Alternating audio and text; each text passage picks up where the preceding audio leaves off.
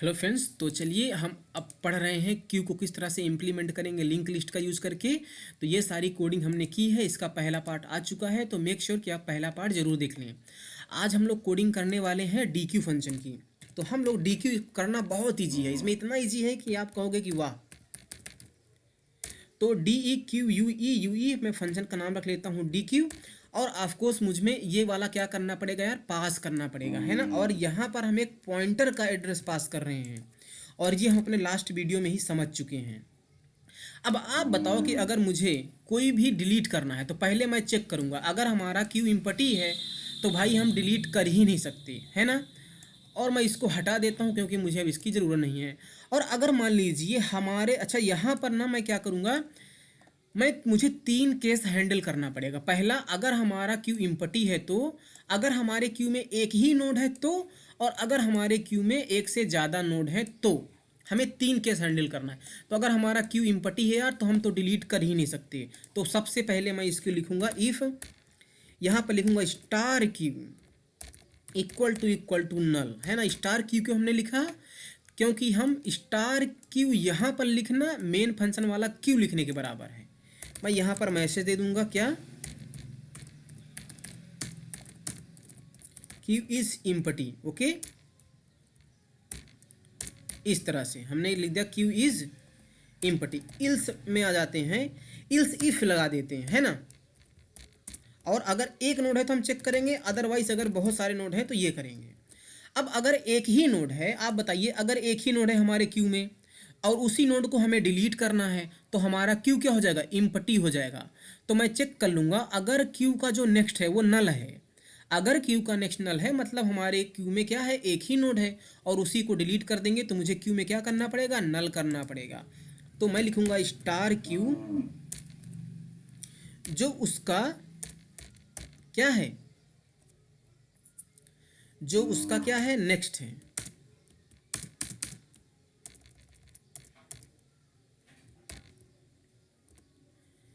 मैं यहाँ पर क्या लिखूँगा यार, जो स्टार क्यू है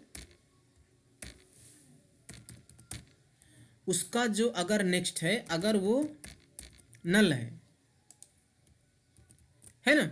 और अगर नल है तो मुझे क्या करना है, जो नोड है उसको डिलीट करना है। तो हम लोग फ्री फंक्शन का यूज़ कर लेंगे और उसमें क्या पास करेंगे, स्टार क्यू, है ना।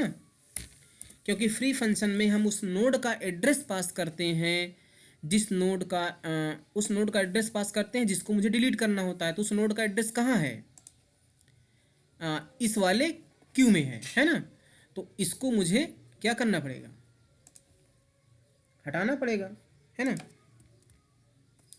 ओके, तो हम लोग यहाँ पर डबल ब्रैकेट ना लगाएं तो भी चल जाएगा। और उसके बाद मुझे क्या करना है, स्टार क्यू में मुझे क्या करना पड़ेगा, नल कर देना पड़ेगा, क्योंकि हमारा जो क्यू है वो इम्पटी हो जाएगा, है ना। और अदरवाइज मुझे क्या करना है, अदरवाइज मुझे इस वाले नोड को डिलीट करना है। और अगर इस नोड को डिलीट करना है तो ये कितना सिंपल है डिलीट करना। हम सिंपली क्या करेंगे, जो ये क्यू है इसमें मैं अगले वाले नोड का एड्रेस रख दूंगा, बस काम खत्म, हमारा काम खत्म, इतना ही करना है। तो क्यू में अगले वाले नोड का एड्रेस, इस वाले नोड का एड्रेस, इस वाले नोड का एड्रेस कहाँ है, इसके नेक्स्ट में है, तो क्यू का नेक्स्ट, है ना। तो क्यू में क्यू का नेक्स्ट रखना है, सिंपल, है ना। लेकिन आप बताइए कि इस वाले नोड को डिलीट करना हमारी क्या है, रिस्पॉन्सिबिलिटी भी है ना। तो इस वाले नोड को हम लोग डिलीट भी करेंगे, लेकिन पहले डिलीट नहीं करेंगे। अगर आप सोच रहे हैं कि हम लिख दें यहाँ पर क्यू जिस नोड को पॉइंट कर रहा है उसको डिलीट कर दो, तो आपने क्या किया, आपने इस वाले नोड को डिलीट कर दिया। और अगर आपने इस वाले नोड का एड्रेस डिलीट कर दिया तो ये वाला 2000 आपको कहाँ मिलेगा, है ना। तो सबसे पहले आप क्या करो, एक वेरिएबल बनाओ, लेट्स से टेम्प नाम से, और उसमें आप स्टार क्यू को रख लो, है ना। फिर क्या करो, आप क्या करो कि स्टार क्यू का नेक्स्ट रख दो, है ना। और उसके बाद फ्री फंक्शन में आप टेम्प को पास कर दो, है ना, तो वो डिलीट कर देगा। इस तरह से हमारा डिलीशन होगा। तो यहाँ पर हमारा क्या था कि क्यू इम्पटी था, और यहाँ पर भी हम लोग मैसेज प्रिंट करेंगे, लाइन चेंज करेंगे, क्या मैसेज देंगे कि डिलीटेड, और हम यहाँ पर एक और मैसेज दे देंगे कि क्यू इज इम्पटी नाउ, है ना, क्योंकि हमारा क्यू इम्पटी हो जाएगा अगर एक ही नोड था। और यहाँ पर भी हम लोग मैसेज दे देंगे क्या,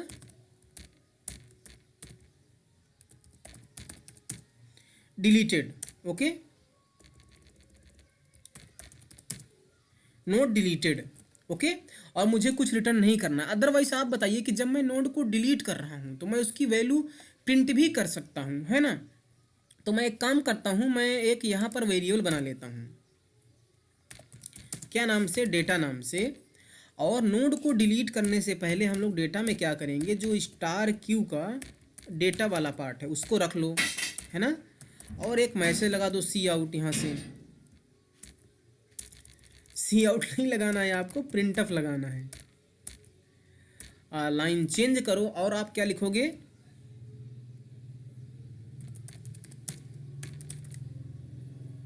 node data equals to %d, और यहाँ पर आप क्या लिख दोगे, डेटा, है ना। अदरवाइज ना आपको तो मैं कहता हूँ कि ये वेरिएबल भी बनाने की ज़रूरत नहीं है।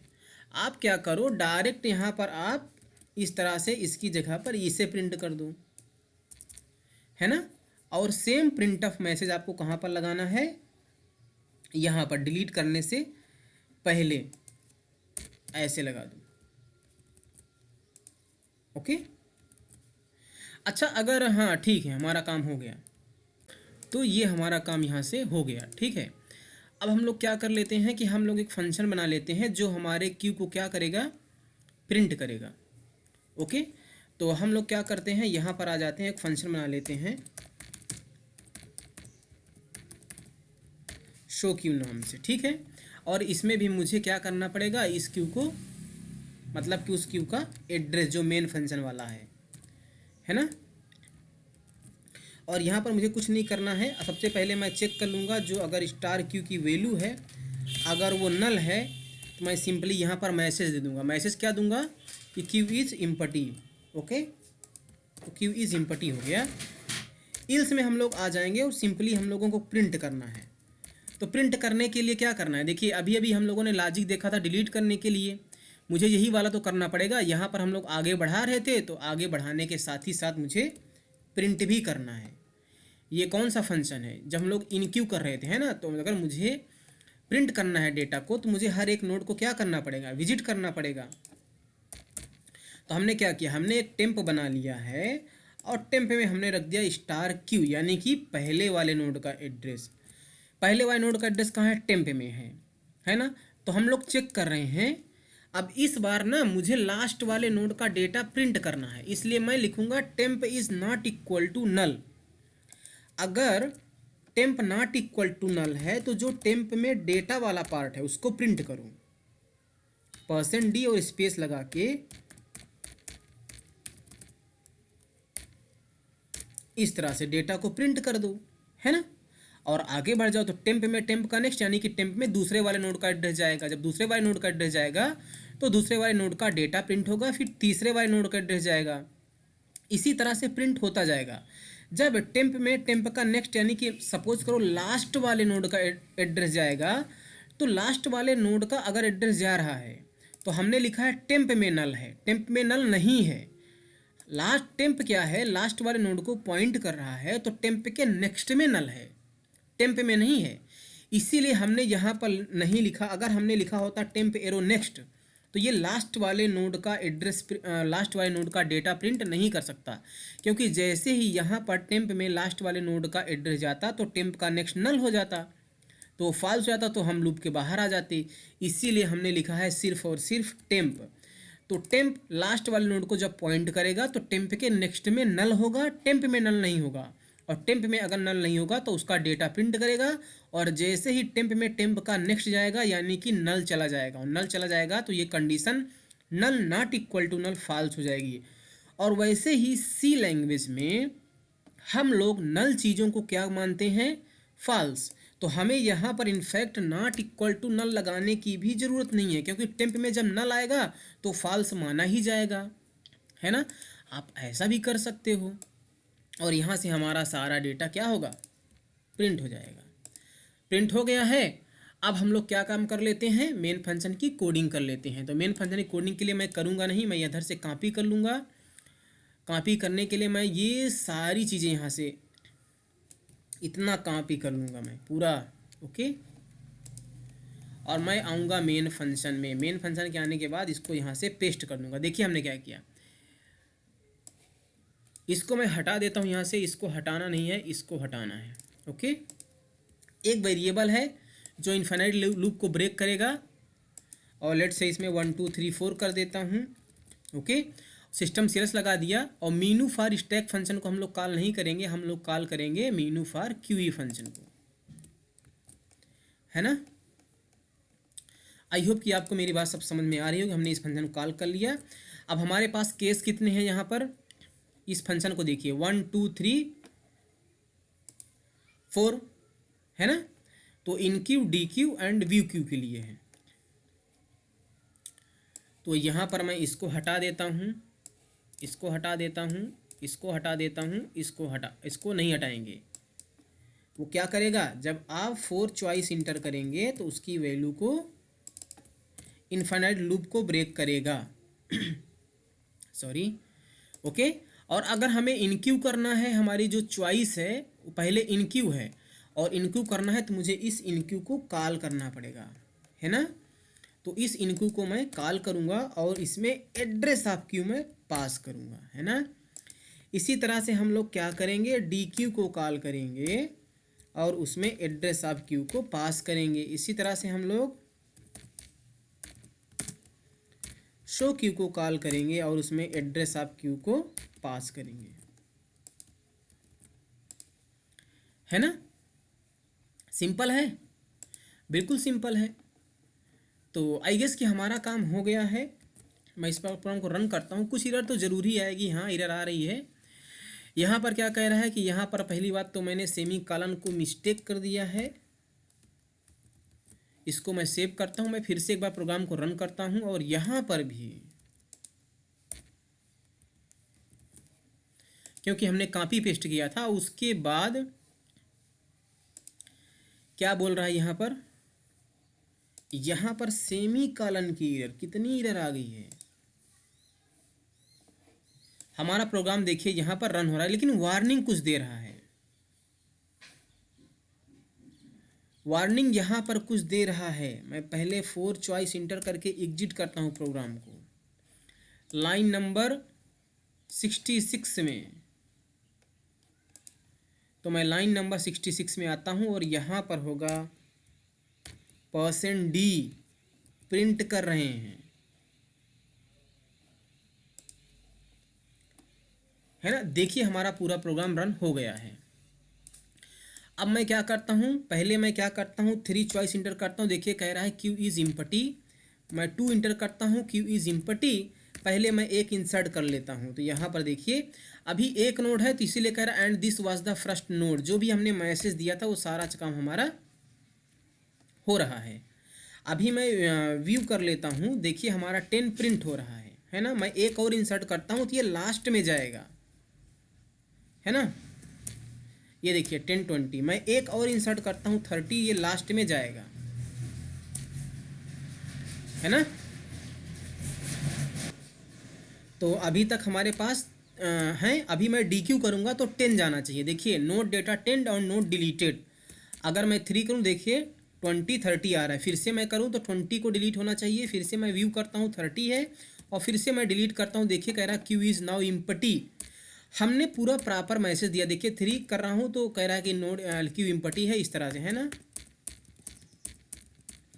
मैं इंसर्ट कर लेता हूँ। देखिए हमने क्या किया कि कितने 4 तक हमने एलिमेंट को इंसर्ट कर लिया। मैं एक और इंसर्ट कर लेता हूँ। ये देखिए अभी हमारे पास 5 नोड हैं। अगर मुझे अब इनको डिलीट करना है तो 1 डिलीट होगा, फिर डिलीट करेंगे तो 2 डिलीट होगा, फिर डिलीट करेंगे 3 डिलीट होगा, फिर इंसर्ट करेंगे लेट्स से 6, तो ये लास्ट में जाएगा। देखिए 6 लास्ट में है, 2 डिलीट फिर से 5, फिर से अब इम्पटी हो गया, है ना। आई होप कि आपको ये समझ में आया होगा दोस्तों। एंड आप यहाँ पूरा वीडियो देखो यार, ओके। तभी आपने यार मान के चलो कि आपको समझ में आएगा, है ना। और मैं एक काम कर लेता हूँ यहाँ पर गेट सी एच हाँ लगा है हर जगह, इन क्यू डी क्यू के लिए बिल्कुल परफेक्ट है हमारा प्रोग्राम, है ना। ओके एंड अगर आपको इसका कोड चाहिए आपको, तो मैं एक काम कर लेता हूँ, मैं क्या करता हूँ अगर आपको कोड चाहिए इसका,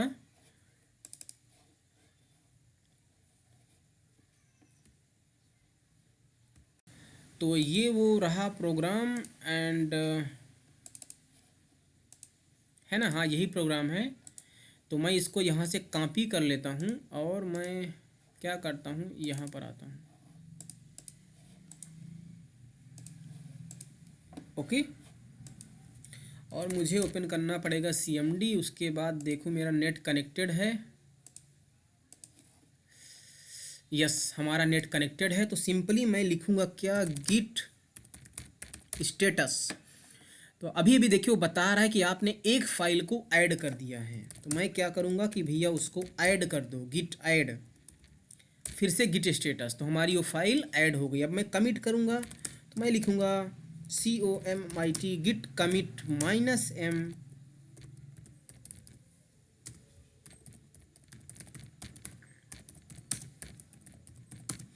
QE implementation using link list. आपको गिट आता है कि नहीं आता? हाँ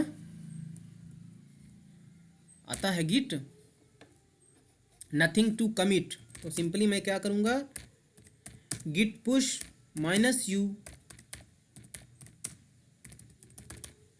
ओरिजिन मास्टर। तो थोड़ा सा वेट कर लेते हैं,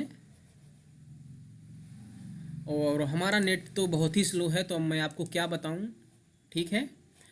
जियो फाई हम लोग यूज़ कर रहे हैं और हमारा यहाँ पर कुछ बता रहा है, क्या कह रहा है, इतना इतना इतना resolving delta completed, setup to इतना। अच्छा क्या कह रहा है, मैं वहीं पर आता हूँ और अपने यहाँ पर जाता हूँ अपनी इस मेन फाइल में। तो अभी कोई 1 मिनट एगो, देखिए 1 मिनट एगो हमने ये वाली फाइल अपलोड कर दी यहाँ पर। तो अगर आपको गिट नहीं आता है तो आप मुझे बता सकते हो। और अब आपको ये वाली लिंक चाहिए, ओके, ये वाली लिंक अगेन आपको डिस्क्रिप्शन में मिल जाएगी, नहीं तो यहाँ पर आप देख लो, ये वाली लिंक को हमने वो कर दिया है यार, तो आप यहाँ से टाइप भी कर सकते हो। ओके यही लिंक है, इस लिंक को आप टाइप कर लेना, नहीं तो डिस्क्रिप्शन में मिल जाएगी, आप यहाँ पर आ जाओगे। यहाँ पर आने के बाद आप नीचे आ जाना और QE implementation using linked list, ये वाला प्रोग्राम जो है ये इधर ओपन कर लेना। ओपन जब कर लोगे डियर, तो आपको यहाँ पर ये सारी कोड, अभी अभी जो हमने कोड लिखा है वो कोड आपको यहाँ पर मिल जाएगा। ओके तो आई होप कि आपको समझ में आया होगा यार। नहीं है समझ में आया है, मैं तो अगर आपको ये वीडियो समझ में नहीं आया तो आपको शुरू से वीडियो देखने की ज़रूरत है।